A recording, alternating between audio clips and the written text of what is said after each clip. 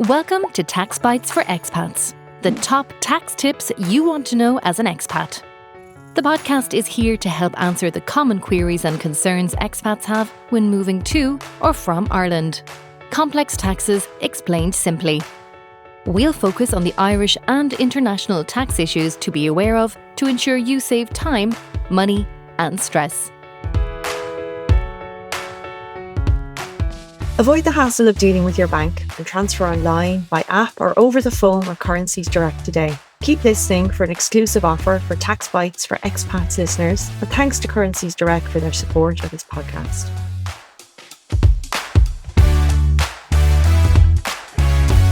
Hi everyone, welcome back to this episode of Taxbytes for Expats. Today I am going to be joined by Sandeep Nair from Vancis Capital. Sandeep is an international immigration strategist who works with high net worth individuals, entrepreneurs and families on cross-border planning, residency and citizenship solutions. He's advised clients across Europe, the Americas and the Middle East, helping them to protect their wealth and build smart Plan B options through global residency and investment programs. Sandeep, it's really lovely to have you on with us. Thank you so much for joining us. Thank you so much, Stephanie. It's lovely to be here. So before we kick off, Sandeep, I'd love to hear a little bit more about your own background and what led you to this stage of your career where you're working with such an interesting cohort of clients. Yeah, sure. So I mastered, in communications. This was my degree in college. That really didn't go very far because I soon started up my own business dealing with high net worth clients for various kinds of specific technology products and solutions. That went on for several years. Kind of during the pandemic, I realized or had an epiphany that maybe this wasn't really for me, and then decided to kind of shift gears and then moved abroad at that time. And that's when I kind of discovered citizenship and residency, which was something that was entirely new to me. I'd never heard of it before. I was always of the opinion that the only way you could get citizenship somewhere is just by going and spending like 5 or 10 years there, potentially naturalizing. I didn't realize there were solutions for high net worth individuals. I came into this business without knowing anything much, soon got super interested in it. The CEO of our company offered me a position because some of the skill sets that I had from my previous business really worked for this business as well. Took up the job offer, not really knowing whether it's going to work out, but I've been here for like 5, 6 years now and it's going great. And I kind of, stumbled into it, but really love it right now. Wow. Yeah. And I imagine you work with some really interesting characters. Before we kind of talk about that, just give us a brief overview of what you do and what your excellent team do at Vancis Capital and the types of clients that you generally work with, because it'll help the listener today to understand whether you're speaking to them and their situation. Sure, thank you. Yeah, so at Vancis, we are a citizenship and residency by investment advisory boutique. This is the way we like to kind of describe it. And the idea is for us to speak with high net worth individuals who have plans for either expanding their global mobility or for tax planning or for Plan B purposes, kind of speaking to them, understanding what they want, taking them through the various options that are available, and then based on our experience and our connections and our insights into these industries, suggesting whatever works best for them. And of course, helping them through the processes of obtaining either a citizenship or residency as is fit, or maybe sometimes a combination of both. The type of clients is quite varied. A lot of the clients are people that are looking at, a Plan B solution. They're people that are perhaps retiring or kind of like almost nearing the retirement age. They're looking at alternative options to just living in their home country for the rest of their lives. They want to have a Plan B solution. There are people that are looking at tax planning purposes, especially people with crypto wealth. People that have a lot of digital global businesses also look at this. And there are some people that just want global mobility goals. These are people that have passports that potentially not as good as Western passports. They have to apply for visas everywhere. But then getting one of these passports, for example, can give them that mobility and flexibility to conduct business or travel as they. Okay, it sounds really, really interesting. And I suppose in terms of like what an immigration strategy looks like in practice, and I suppose obviously that has to marry up to kind of the tax outcomes that flow from that. What does that look like? What does the process look like for a client that you've just described that comes to you? I think the first step would be for the client to kind of define a few goals. I mean, exactly what they're looking at. What are they trying to achieve? And this is the first question that we ask when we speak to a client. What are you looking to achieve here, right? Is it purely global mobility, or is it tax planning? Is it a plan B? Is it a mix of all three? In certain cases, it can be. And we then look at their specific circumstances, and these circumstances can affect the outcomes quite significantly. What stage of life they are in, how old their kids are, do they want to apply as a family, do they want to apply as single, where are their companies based, where is their source of wealth coming from. Kind of look at this as a holistic, on a holistic level, and then try to understand what are the programs that work for them. Because sometimes one program just doesn't cover it. They have to do multiple things at once. So the first step ideally would be for them to approach us, give us a list of what their goals are going to be. We then sit down and speak to them for an hour, hour and a half, understand everything about them, and then kind of make a kind of tailored list of programs that potentially can work for them. Then based on whatever they want to do, where they're kind of interested in, they would then decide what works best for them. We then assist them with making the application, and we take them through the entire process from the advisory all the way up until they've got the residency or the citizenship passports in hand. And sometimes even beyond that as well, we take them through the whole thing. When you reference places that kind of have these programs, what would be the top three most popular places that you kind of see? Because we, I suppose, as tax advisors, would have broad awareness of the different regimes, particularly across Europe, that kind of try to incentivize people. For Europeans, they tend not to be passport-based programs; they're residency-based. But what are you seeing on a global level in terms of where people are going and who's trying to attract them?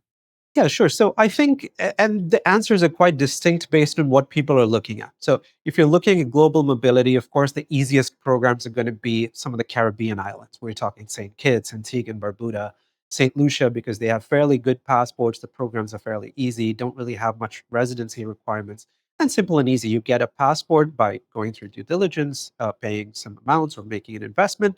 And then you have a passport that gives you a lot more access than what a majority of like Asian or African passports have, for example. And that would be your standard global mobility kind of client. For tax planning purposes, people have multiple considerations. Some people want to set up businesses elsewhere, and they want the businesses to be set up in countries that are tax neutral or zero tax, for example. And this could be anywhere like St. Kitts, it could be Vanuatu, it could be certain jurisdictions like that. So those places attract a lot of attention. Some people are also interested in certain flat tax regimes, like you spoke about. Europe, for example, Malta has what is called the Global Residence Program, which has a flat 15% tax on any income that you bring into Malta from the outside. For example, provided you don't have a tax residency somewhere else, which is an interesting solution. And then for people that are looking at plan Bs, retirement, etc., most of these people are looking at golden visas in Europe. We're talking Portugal, which is obviously number one. That's what everybody wants. Everybody's interested in that. And then a close second would be Greece, followed by Italy. So these would be the main programs that are of interest. I just listened to you talk there. It just strikes me that the level of complexity that will come up even just from a tax perspective. As tax advisors, we always try to instill in our clients the concept that tax law works. If value is created in a location by a person, particularly if the brain of the person is what creates it, that's where the tax liability can crystallize. And obviously, that's a very general comment, but you must find that you need to bring in some really quite expert people to these conversations. What is the suite of kind of professionals that you need to bring into these conversations to kind of help each individual understand just how nuanced their own situation is?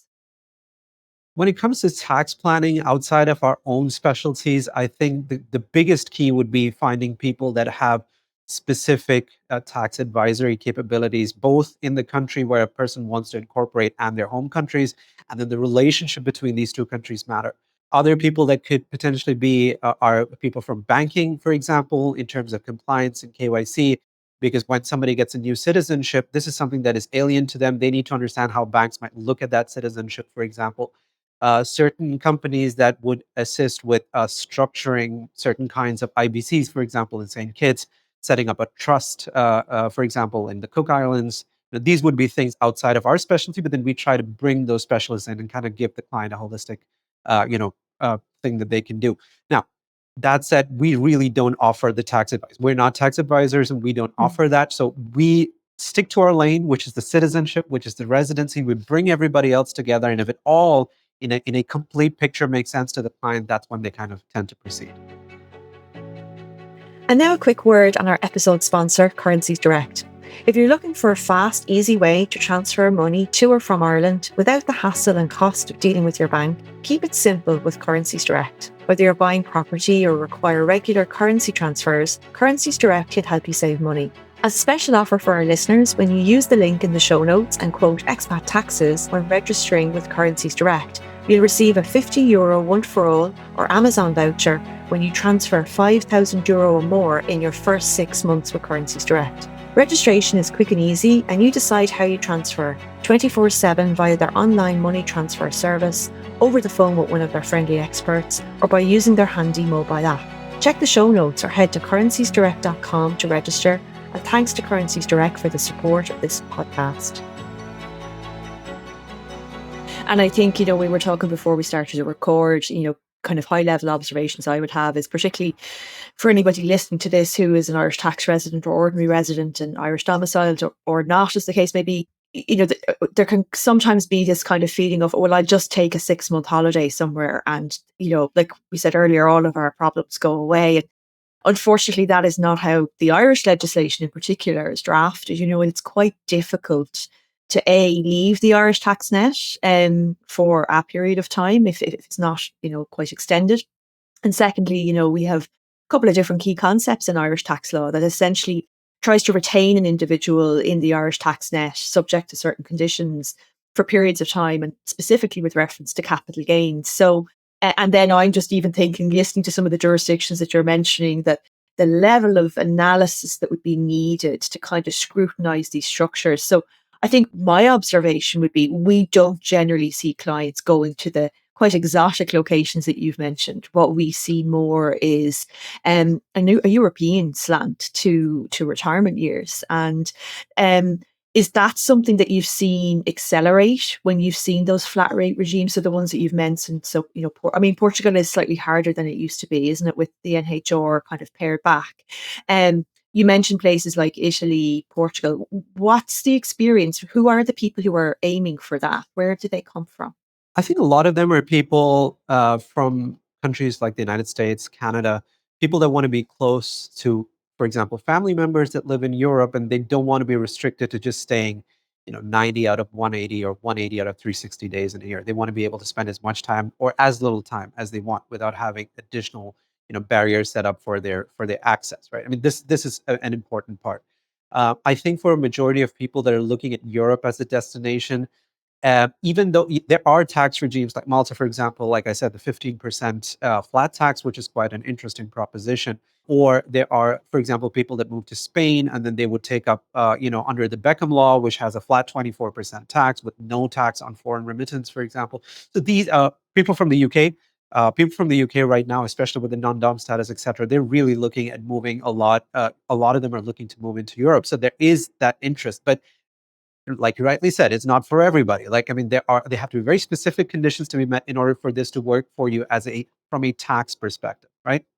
Now, that said, there are people that sometimes quite often there are people that really want to give up on everything that they have in their home country and just start afresh. Because a lot of them sometimes are tired of the amount of taxes that their country is charged. They just want to disconnect entirely.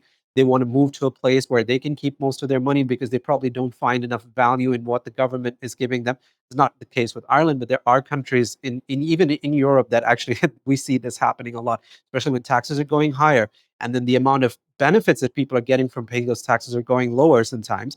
People feel a little bit frustrated. So in those cases, yes, there are opportunities for people, for example, to incorporate in a country like Malaysia, which has no capital gains tax if they're a crypto wealthy individual and they expect a big capital gains event to happen. But they would ideally, like you said, have to disconnect entirely from their home country or home jurisdiction. Now, that's easier said than done. It works for certain people. It doesn't for certain people. Sometimes people come to us just at their wits' end and they're saying, look, we're done with this. We want something new. And then it starts to kind of make sense. Yeah. Yeah. Yeah. It's quite tailored, isn't it, and bespoke. Yeah. You referenced Plan B. Tell me about that. I mean, I probably can imagine, kind of what that looks like. Is that Plan B a lifestyle Plan B? Is it a global mobility Plan B? Is it a tax Plan B, or is it a mix of all three? What does that client present as? Because it's quite a process to go through, I'd imagine, just to have a Plan B. There must be some really key big drivers there to make people do it. The reasons for people's Plan B requirements have changed a lot over the years. If I were to speak to you about what's been happening quite recently, it's quite it definitely seems like people are starting to feel like the world is a very unstable place, and people start thinking that perhaps they need to have a citizenship that is from outside of mainstream global politics, where their country is not really taking a side with one group or the other. They're really kind of disconnected. A lot of people feel very kind of unsettled right now. They don't feel at home where they are. Mm. And I think, global politics, wars, all kinds of things kind of feed into that, right? Um, and you might think, well, there are probably not that many people who think that way, but you'd be surprised. I speak to people every day that tell me that, look, I really need another option. Like, okay, I have a citizenship from X country, let's say like the United States, but I really feel like I need citizenship in a country that is entirely neutral and it's not involved in anything at all for the sake of my kids, etc. So Plan B really seems to be shifting to that position where people are like, you know, I don't know what's going to happen in the future, but if something does happen, I need an option. And I need that now because maybe in the future it's going to be hard to get. One thing I tell people as well, you might want a Plan B tomorrow. It's too late. That's not going to work because these programs can Mm. take, months and years. So you need to plan in advance. And the majority of people say, I have the money. These programs are not super complicated. It doesn't really require significant involvement from my side. Let me just do it right now, get that out of the way so that I have another passport, I have another residency. I use it whenever I want, if I ever need to use it. That's how it really goes. It's really interesting you say that, because it just struck me as you were talking that, to some extent, it's almost like you look at, we as accountants, tax advisors, we look at, like, an individual's balance sheet, and it will have certain fixed financial assets on it. And now what you're describing is this move towards a more holistic balance sheet that includes the ability to live in a safe place, the ability to move there, to work there, to bring your family. And that the clients you work with, they place a value on that. In other words, I am willing now to invest time and money for certainty, or whatever that looks like, for the future. That must have changed in recent years. Have your team observed that? What is this, a big shift in the last year, or is this something that's been kind of, we've been moving towards for a period of time? First of all, yeah, I like to think of citizenship and global mobility and Plan Bs as a kind of new asset class. And this is how we're really seeing it because Mm, people are mm. interested in investing in this, right? Look at it this way. To put it into perspective, you could potentially get a second citizenship for the price of a mid-level or slightly luxury car for you and your family. Okay, we're talking $100,000, for example, right? So for the high net worth or ultra high net worth individual, this is not a big spend, and it does give them significant benefits, right? So I really start looking, or everybody starts looking at it as a kind of an asset class. The second question, how it's changed, or whether there has been significant shifts in the last year, it's really been kind of reaching the forefront, kind of mid-pandemic and then post-pandemic. During the pandemic times, there were people that were actually blocked from traveling based purely on the passport that they had, not even based on where they were living or anything like that. There were Wow. countries that were Mm. blocking people based on passports, and a lot of people realize that if you don't belong to a country that has 100 million people, if you belong to a country that nobody's really even looking at, you generally don't go on any of those travel ban lists or whatever it is. And all these people that had second passport could just fly around as they please because nobody was even bothered to say we're going to block people from this country from entering our borders because the country just has 50,000 people, right? So they don't even think about it. Mm. And Mhm. so kind of post pandemic, it skyrocketed and there was significant demand for global mobility programs. I think as well that, over time, it's becoming increasingly difficult for people from a global mobility perspective, people with weaker passports to obtain visas. It's becoming more and more difficult. Waiting times increase. Sometimes you're looking at people that are waiting to get a Schengen visa for about 3 months. They have to wait 3 months to get a visa. And this kind of skips through people's minds when they have a passport where they don't really need visas anywhere. But this is a real problem for people that don't have those kinds of passports. Imagine a businessman who needs to go to a business meeting has to plan 3 months in advance and probably might get rejected for no reason as well. So these really affect people's lives and the ways they work. Sometimes they want to take a trip with their families and they just can't do it. It could be like 4 family members apply and one of them gets rejected to go to Paris, and now suddenly the plans are canceled, right? This Wow. really Yeah. is true. Yeah. And coming back to the question about what has happened in the last year, there has been significant interest from the United States. I think this has been the biggest change that has happened.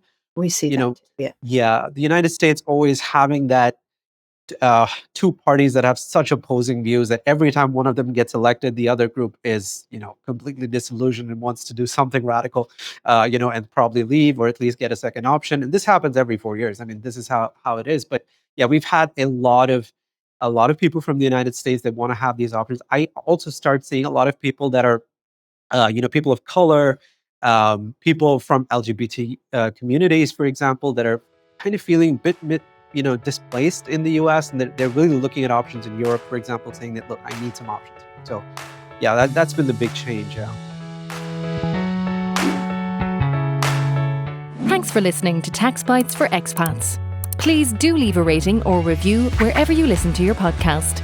And as always, remember to take professional tax advice specific to your personal circumstances before acting or refraining from action in connection with the matters dealt with in this series.